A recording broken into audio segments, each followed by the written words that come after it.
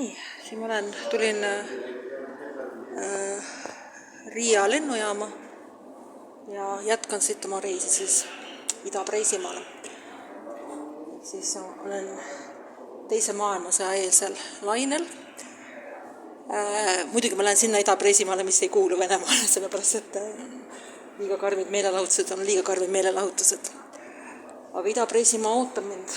Täna mitte, ma täna lähen sinna piiri lähedale, aga ma üritan siis lähipäevadega sinna sellest piirist üle minna ja Vana Meemeli, mis praegu annab Klaipeda nime, ära vaadata.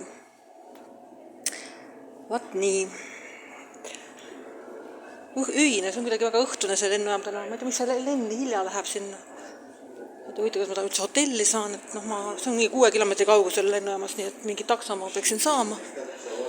Loodetavasti nad ei vii mind võlavanglasse.